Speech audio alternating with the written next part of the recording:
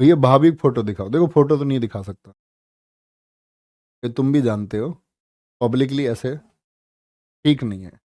जिस दिन तुम्हारी भाभी हो जाएंगी उस दिन फोटो भी दिखा देंगे, प्रॉमिस है। इतने समझदार तो तुम हो, ऐसा फोटो नहीं दिखा।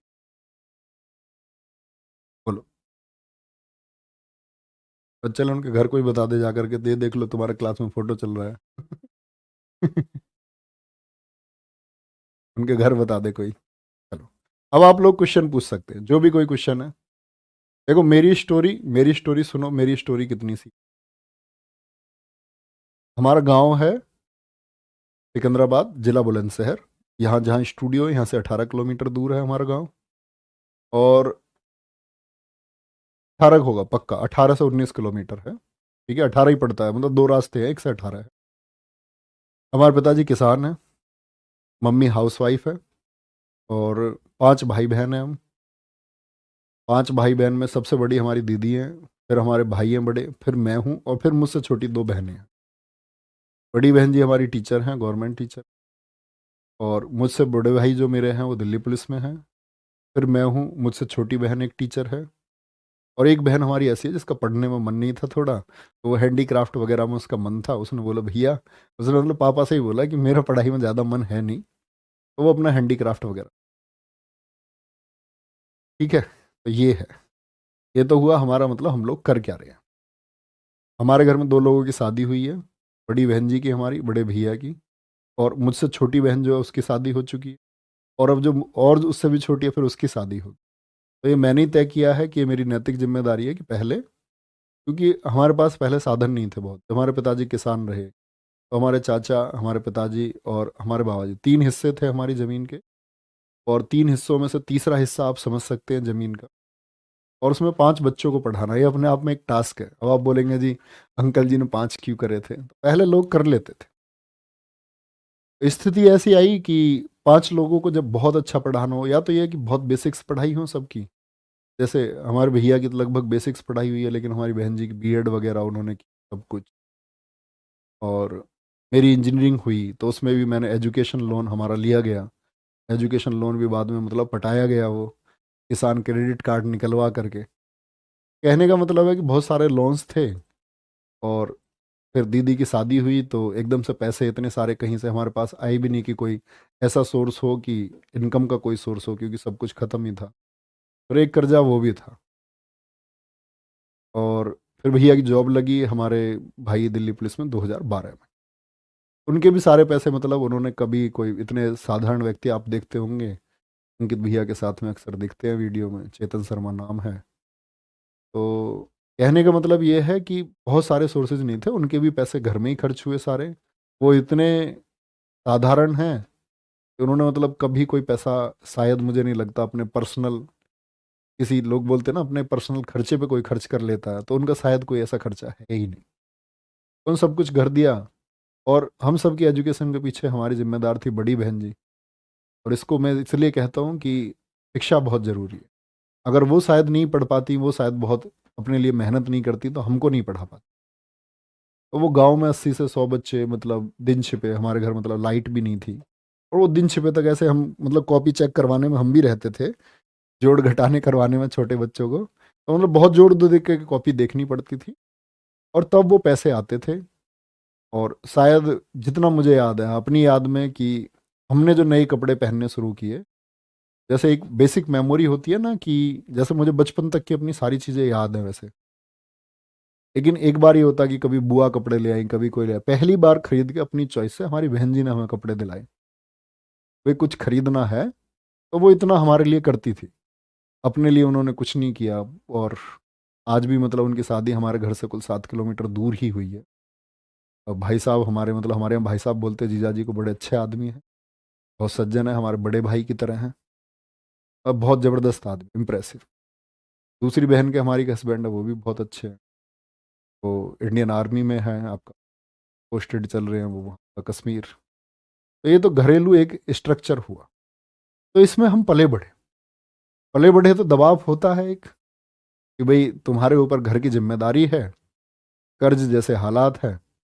और 2 भाइयों में से एक भाई जब सफल हो जाए तो उम्मीद की जाती है कि दूसरा भी हो जाए, जिसकी एजुकेशन एक अच्छी हो। जिसने इंजीनियरिंग कम से कम कर रखी हो तो वो सफल हो। तो हमारा क्या हुआ कि जब जैसी ट्वेल्थ के बाद एक शौक था, बहुत घर बोला मैंने कि मैं इसमें कॉमन ग्रेजुएशन करूंगा। कुछ पैसे का कारण भी था कि भाई पैसे हमारे पास इतने हैं नहीं कि हम इंजीनियरिंग करें एजुकेशन लोन पर। डर लगता था इन चीज़ों से, और अपनी अगर बात करूं बहुत ज़्यादा समझ भी नहीं थी। लेकिन मैं अपनी उम्र में जो मैंने देखा, मैं अपनी उम्र से ज़्यादा समझदार ही हमेशा रहा। कभी कोई ऐसा फॉल्ट नहीं था, कभी हमने कभी कोई गलती नहीं की। एक गलती जिसको मैं आपके सामने पहले ही पेश कर चुका हूँ, वो गलती भी नहीं थी। वो तो बस एक छोटे बचपन 8वीं क्लास में ऐसे ही हमने कोई चिट्ठी दे दी। उसको तुम इग्नोर कर सकते हो, मतलब अगर गलती मानना है तो गलती मान सकते हो। फिर ऐसा हुआ, ये जिम्मेदारी आ गई, तो अपना ख्वाब था कि भाई यूपीएससी देंगे। और बड़ा मुझे रिसर्च का बड़ा शौक था। मैं 6ठी क्लास से 12वीं तक स्कूलिंग, मेरी 12वीं क्लास तक मैं अग्रसेन इंटर कॉलेज में पढ़ा हूँ। और अग्रसेन इंटर कॉलेज मतलब हम साइकिल से आते थे। 6ठी क्लास तक मुझ पर साइकिल चलानी आई नहीं, 7वीं से मैंने सीखी, तो भैया मुझे लेके गए, एक ही स्कूल में हम थे। फिर 6 साल में स्कूल साइकिल से। पढ़ने का जुनून इतना था कि हमारे प्रिंसिपल थे समय सिंह, मतलब आप कह सकते हैं, मतलब एक डिप्टी प्रिंसिपल थे वो। तो प्रिंसिपल तो हमारे वीरखेड़ा गांव के थे, और बाद में हमारा प्रिंसिपल बने आपका, उनका क्या नाम था, बीगेपुर के प्रिंसिपल थे सतपाल सिंह अधाना जी। तो स्कूल जाते रहे, पढ़ाई का इतना शौक था, कार्बनिक रसायन 11वीं क्लास में ठंड के टाइम पर, और मैं कोहरे में अपने साइकिल के स्टीयरिंग पर कार्बनिक रसायन पढ़ते हुए जा रहा था। तो हमारे मास्टर जी साइड में आ गए, समय सिंह जी। उन्होंने प्रेयर ग्राउंड पर मुझे सबके सामने बुलाया, बोले कि ये लड़का किस दिन सड़क पर मर जाएगा। मैंने इसको 3-4 दिन देखा है साइकिल पढ़ते हुए जाता। और फिर मतलब इतना जीएस वीएस का इतना पढ़ने का शौक था, 6ठी से 12वीं तक जितने भी कंपटीशन हुए, चाहे वो भारत को जानो हो, चाहे रोटेट क्लब हो, छोटे छोटे जीएस के कंपटीशन। और भारत को जानो के बारे में अगर आप में से बच्चे जानते होंगे, तो स्कूल लेवल से बच्चे सेलेक्ट होकर के फिर सीबीएसई बोर्ड, यूपी बोर्ड, वो कंबाइंड था। फिर जिले से बच्चे चुने जाते थे, जिले के बाद में फिर मंडल पर, और मंडल के बाद में फिर राजस्थान सेंट्रल एग्जाम होता। तो मैं क्वालिफाइड हूँ, ठीक है, उसमें प्रथम स्थान में रहा। और बहुत वो माइक पे होती थी, ऐसे लिखित परीक्षा नहीं होती थी, माइक पे आपको क्विज में आंसर देना होता था सामने लाइव तुरंत। ऐसे ही चलते रहे, मतलब जीएस का बड़ा अच्छा था। तो बड़ा रिसर्च का शौक था। साइकिल पे गए तो रेल पे अगर देखा Tier 2 क्यों लिखा हुआ है, हर चीज़ का बड़ा शौक था। कॉलेज में 4 साल में हमने पढ़ा सिर्फ और सिर्फ लाइब्रेरी में कंप्यूटर पे गूगल पे जाके चीज़ें ढूंढना, ये क्यों होता है। दिमाग में दुनिया में कहीं खंबे पे कुछ लिखा दिखा, दीवार पे कुछ लिखा दिखा, हर चीज़ के बारे में रिसर्च की, ये ऐसा क्यों नहीं होता है। बड़ा मतलब एक व्यक्ति होता है ना जिज्ञासु, तो मुझे लगता है मैं हद से ज़्यादा जिज्ञासु हूँ किसी चीज़। कितनी भी टिपिकल चीज़ होगी मेरे सामने आएगी तो पहले मैं उसको जानूंगा। मेरे पास डायरी रहती है, मैं नोट कर लेता हूँ, मुझे इस चीज़ के बारे में जानना है। ऐसे ही अपने बढ़ते रहे, तैयारी चलती रही। तो ये था चलो इंजीनियरिंग हो जाएगी, पिताजी कह रहे हैं तो कोई दिक्कत नहीं है, कल यूपीएससी निकालेंगे। और फर्स्ट ईयर में शायद इसी चक्कर मेरी बैक भी थी। अगले सेमेस्टर में मेरी एक में, क्योंकि इंजीनियरिंग पर जब हमने ध्यान नहीं दिया तो एक में बैक आई, अगले सेमेस्टर में वो क्लियर भी हुई। ये सारी चीज़ें चलती रही। और ये बड़ा भावुक है, इसे तुम फील करना, ये तुम्हारी ज़िंदगी का परिवर्तन कर सकता है। और ये मैंने अब से पहले सिर्फ एक बैच में बताया, खाकी बैच में। और खाकी बैच के बाद में आज तुम्हें बता रहा हूँ, शायद कुछ चीज़ें डिफ्रेंशिएट कर सकती हैं, कुछ चीज़ें वहाँ ना बताई हो।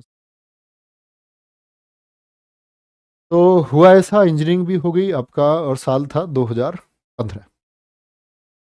इंजीनियरिंग के बाद में भाई यही था, अपना तैयारी के लिए बोला गया कि भाई जॉब करनी है या प्रिपरेशन करनी है। तो हमारे भैया नौकरी कर रहे थे, बहन जी हमारी तब तक शिक्षा मित्र थी, टीचर हुई नहीं थी। शादी तक वो शिक्षा मित्र ही रही, अपनी शादी के बाद वो टीचर हुई।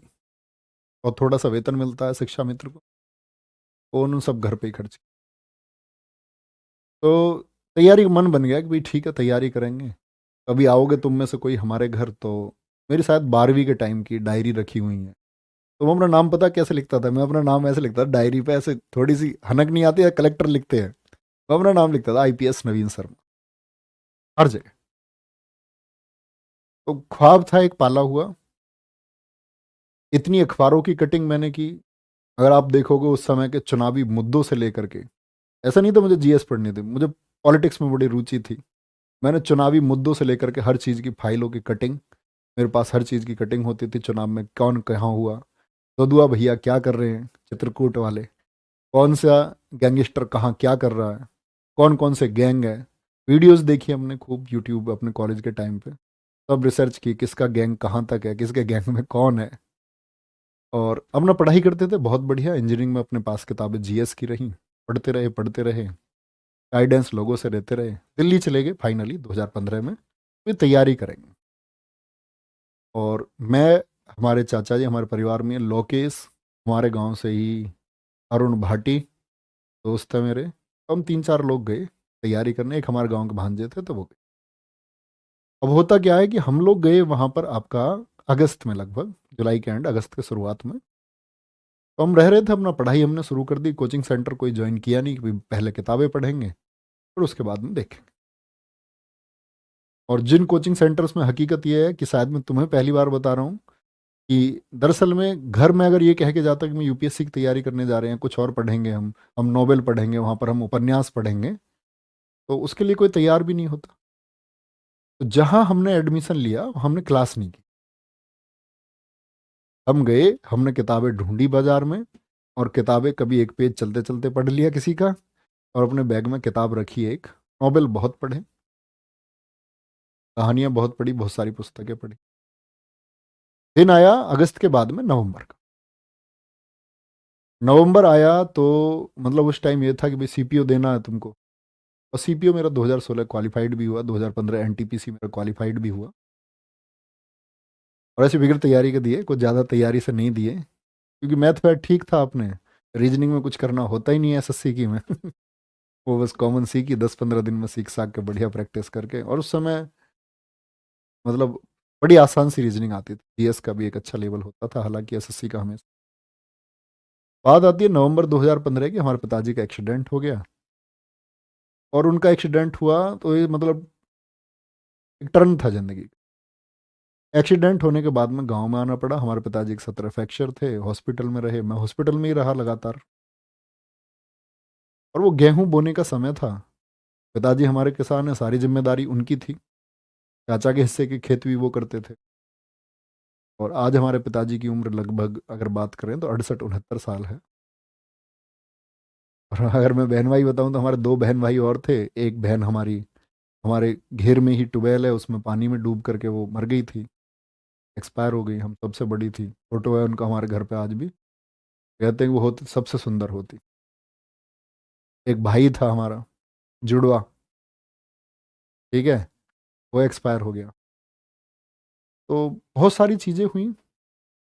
और फाइनली ये हुआ कि हम आकर के वो खेत हमको बोने पड़े, क्योंकि पिताजी को वो मतलब लंबा रेस्ट बता दिया, यहाँ से हॉस्पिटलाइज करके फिर दूसरे हॉस्पिटल में रहना है, इतने दिन रहना है, 2 महीने का रेस्ट है उनका। मैंने कहा हम करेंगे।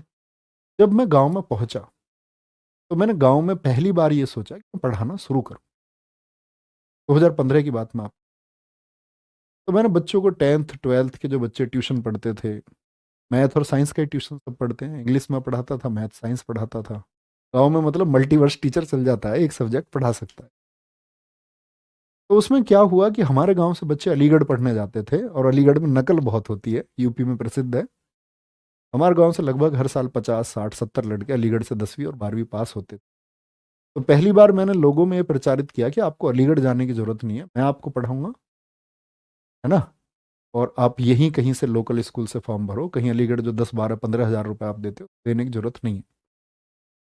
फीस मैं 300 रुपये लेता था पर हेड एक बच्चे से। तो कहने की बात है, बच्चे मेरे पास पढ़ने लगे, उनको दिखा कि ये लड़का मेहनत करता है। सबने भेजा गांव में, क्योंकि हमारी बहन जी पहले पढ़ाती थी, तो आप समझ सकते हो पृष्ठभूमि थी, पृष्ठभूमि थी कि ये लोग पढ़ाते हैं। अब उस पढ़ाने में क्या हुआ प्यारे बच्चे, कि कुछ ऐसी इमेज बन गई कि आप लोग जानते हैं कि अध्यापन एक सम्मान की चीज़ है और आपका सम्मान बढ़ता है, नो डाउट। यही हमारे साथ हुआ और यही चीज़ हमारे लिए नेगेटिव भी हुई। गांव में एक पक्ष, मतलब अब वो चीज़ें पुरानी हो चुकी हैं, सॉल्व आउट हो चुकी हैं वो चीज़ें, पर मतलब एक बस ये सच्चाई के नाते है, किसी वैमनस्यता के नाते नहीं है। तो उन उन लोगों को ये चीज़ें खरी नहीं उतरी, तो उन लोगों ने बहुत सारी साजिशें की, प्लानिंग की, तो ऐसा नहीं होना चाहिए। और उसी प्लानिंग में क्या हुआ, वो ईर्ष्या बढ़ते बढ़ते इतनी बढ़ गई कि उसमें लोगों की बदतमीजी हमारे खिलाफ। और वो बदतमीजी ऐसे हुई कि मतलब घर के सामने किसी ने गाली दे दी, किसी ने कमेंट कर दिया किसी के ऊपर, हमारे पिताजी से कुछ। पिताजी हमारे बड़े दिलदार आदमी हैं, लेकिन उनको लगता था यार बालक है हमारे, अभी स्ट्रगल फेस चल रहा है सबका, सब कुछ। मुझे इतना टॉर्चर किया गया 6 महीने तक लगातार कि मैं किधर से निकल के भी जा रहा हूँ तो मेरे ऊपर मतलब ऐसे टिप्पणी की जा रही है। और उस टिप्पणी की मतलब सीमाएं होती हैं, वो सीमाएं पार होते, वो टिप्पणी मतलब बहुत ज़्यादा हो गई। और आप लोग समझ सकते हैं इस बात को, क्या बताऊँ। मतलब उस चीज़ से चीज़ें ख़त्म हो गई।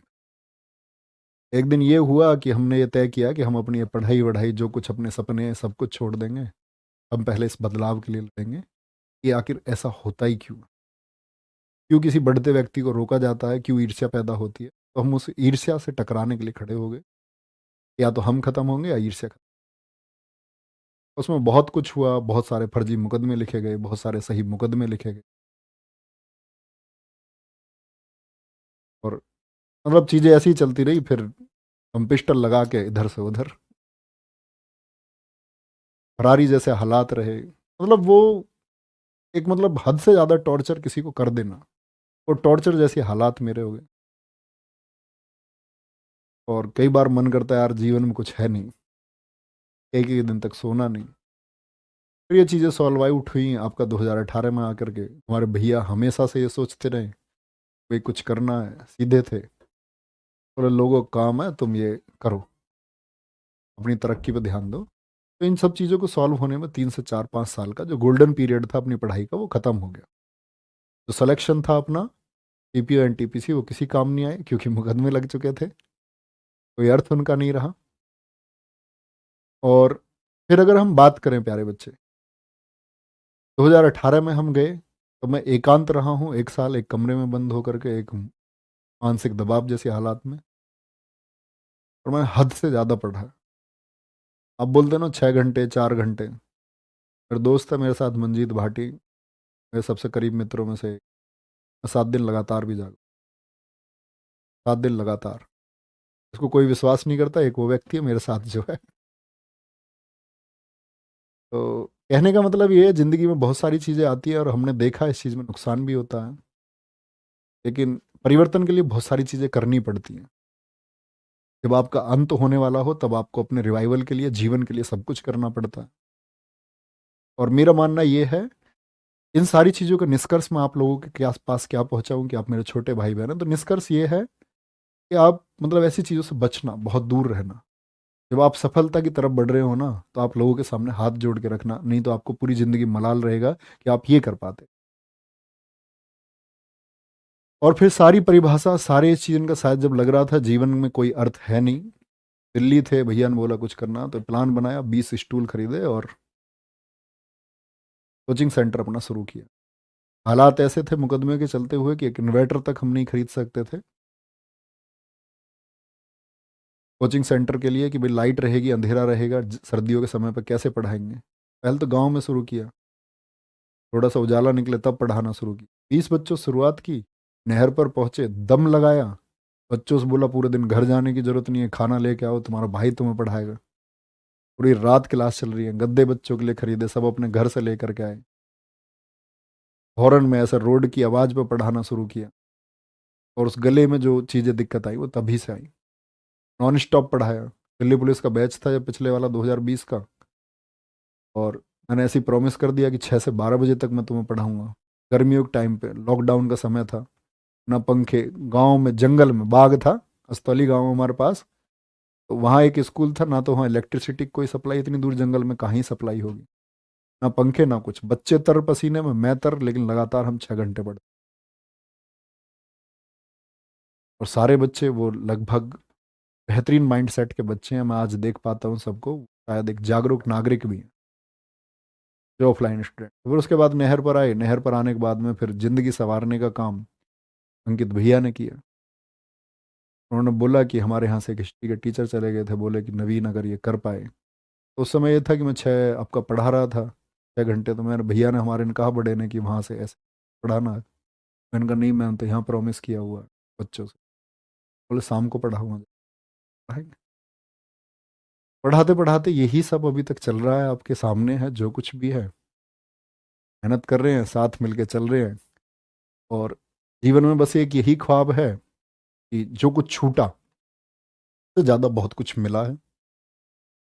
तो हम लोग ये मानते हैं कि अगर हम गुंजाइश रखते हैं हमेशा सुधार की तो हम आगे पहुंचते हैं। जीवन में आप क्या सीखते हो वो महत्व रखता है हमेशा। आज शायद हम कहीं डिस्ट्रिक्ट मजिस्ट्रेट भी हो जाते तो शायद इतने लोग हमें नहीं जान पाते। कहीं हम शायद आईपीएस भी होते तो लोग हमें नहीं जान पाते। हम कहीं इंस्पेक्टर होते तो नहीं जान पाते, सब इंस्पेक्टर होते नहीं जान पाते। हम कहीं रेलवे में काम कर रहे हो तो लोग इतने हमको नहीं जान पाते। और सबसे बड़ी बात है, सर्विस सेवा हम इतने लोगों को दे ही नहीं पाते। एक डिस्ट्रिक्ट मजिस्ट्रेट चंद लोगों को सेवा दे पाता है अपने पूरे जीवन काल में। एक आईपीएस चंद लोगों के लिए सही काम कर पाता है। एक सब इंस्पेक्टर ना के बराबर लोगों के लिए सही काम कर पाता है अपनी ज़िंदगी में, राजनीतिक दबाव के चलते हुए। लेकिन मुझको लगता है कि हम लोग जो काम कर रहे हैं पर कोई ना तो कभी दबाव बना सकता है और हम हज़ारों घरों की ज़िंदगी संवार सकते हैं। उस दिन प्रण किया कि अपना ज़िंदगी, जिस दिन वो मैंने 20 स्टूल खरीदे, कि हम कभी ना तो कभी कोई फॉर्म भरेंगे, आगे केस मुकदमे सब खत्म हो गए। लेकिन हमने डिसाइड किया हम पूरी ज़िंदगी अब अध्यापक रहेंगे। Teacher means teacher. ऐसा नहीं कि अपनी तैयारी करेंगे नौकरी लग जाएगी, नौकरी करेंगे, बच्चों को आज पढ़ाएंगे कल नहीं पढ़ाएंगे, परसों चैनल बदलेंगे, नहीं, एक जगह पढ़ाएंगे। अपने अंतिम क्षण तक, अंतिम सांस तक पढ़ाएंगे। बच्चों में वैल्यूज डेवलप करेंगे। बच्चों को सिखाएंगे कि शिक्षा क्या महत्व है। सब कुछ चल ही रहा है, कोई दिक्कत नहीं है।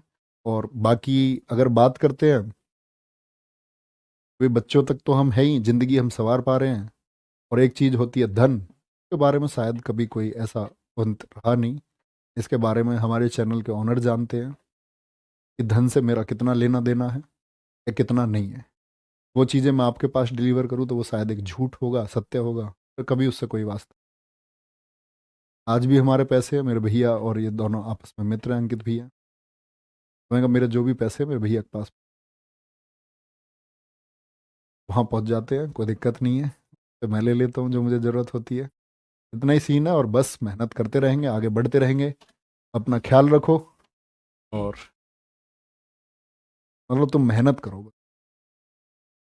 अपनी योजना बनाओ। और जीवन में कहते हैं ना, आपको एक चीज़ सिखाई जाएगी कि नसीब में जो लिखा। मेरा मानना है प्यारे बच्चे, नसीब ठीक है, हमको हर चीज़ को वैल्यूएशन देना चाहिए। लेकिन मैं आपको एक बात बताता हूँ, सबसे बड़ी चीज़ योजना होती है। आपके पास एक बेहतर योजना है और आप उस पर काम करेंगे तो आप ज़रूर सफल होंगे। और वो चाहे आपकी सरकारी नौकरी की बात हो। मैं बोलता हूँ ना, आप में से हमेशा सारे बच्चे सफल नहीं हो सकते, लेकिन आप में से बहुत सारे बच्चे सफलता के ऐसे मुकाम भी लिखेंगे जो किसी ने ना लिखे होंगे, जो आपने स्वयं नहीं सोचे होंगे कि आप इतने सफल हो सकते हैं, आप इतने सफल हो जाएंगे। मेरे को अभी भी पूछा सर आपकी कितनी सैलरी है। एक डिस्ट्रिक्ट मजिस्ट्रेट अगर ईमानदारी से जितना 10 सालों में कमाएगा, इतना हम एक महीने में ईमानदारी की बात कर रहा हूँ मैं। वो भ्रष्ट हो जाए तो बात दूसरी है, वो भी एक अलग विषय है। मुझे लग रहा है मुझे सारी चीज़ें आपको बता देनी चाहिए। तो अपना ख्याल रखिए बहुत सारा। और ये भावनात्मक चीज़ें हैं, मैं इनके लिए परेशान नहीं होता, नहीं तो मैं इन चीज़ों के लिए बहुत दिन रोया भी हूँ। बहुत मतलब मानसिक वेदना होती है ना, वो उत्पन्न भी हुई है। लेकिन अब ये चीज़ें, थोड़ी सी नमी आती है आंखों में, लेकिन अब लगता है सब सही है। ये जीवन का एक अध्याय है। मुझे लगता है मेरे अनुभव का सबसे बड़ा कारण यही है कि मैं हर वर्ग में जिया हूँ। हर वर्ग से मतलब शिक्षित वर्ग से लेकर के इसी दौर में मैं बहुत सारे अफसरों से, बहुत सारे राजनीतिकों से, अपने मामले में, अपने बचाव में, लोगों के बचाव में बहुत सारे लोगों से मिला। बहुत जीवन में भागदौड़ रही 4-5। तो ये शायद मुझे लगता है तभी का अनुभव है और ये हमेशा काम आता है। हर एक फील्ड में हर जगह काम आता है और ये मेरे काम आज भी आता है। बस आप लोग अपना ख्याल रखिए। अंतिम क्लास है, ये चीज़ें आपको ऐड होके मिल जाएंगी, तो अनुसरण करना। मैंने 2 लेसन आपको बताए कि ज़िंदगी में आप प्यारे बच्चे बस आगे बढ़ते रहना। कभी भी कितनी भी नेगेटिव हालात आ जाएं, कितनी भी गड़बड़ आ जाए, आपको लगेगा आप इसके आगे नहीं कर पाओगे। चाहे वो पैसे की वजह से हो, चाहे वो आर्थिक तंगी की वजह से हो, चाहे वो सामाजिक दबाव की वजह से हो, आपको लगेगा आप इससे आगे नहीं बढ़ पाओगे। लेकिन आप बस ये थॉट प्रोसेस अपने दिमाग में मत देना कि तुम इससे आगे नहीं बढ़ पाओगे। तुम हमेशा खुद से कहना, खुद के ऊपर, बोलते हैं ना, खुद के ऊपर विश्वास। अगर आपको आत्मविश्वास होगा ना कि मैं इस बॉर्डर लाइन को पार कर जाऊंगा, तो तुम कर जाओ। अपना ख्याल रखें बहुत सारा। बाय बाय, टेक केयर, जय हिंद, जय भारत, जय माँ सरस्वती। मिलेंगे प्यारे बच्चे आपका 26 तारीख को मिलान सीरीज में, और उसके बाद में फिर ऐसे ही आपका प्यारे बच्चे गागर में, सागर में, और आगे आप जब तैयारी करते रहेंगे तो आगे किसी बैच में, और जब आप सफल हो जाएंगे तो आपकी सफलता के बाद में गले मिलने के लिए तैयार आपका भाई नवीन। ठीक है, टेक केयर, जय हिंद।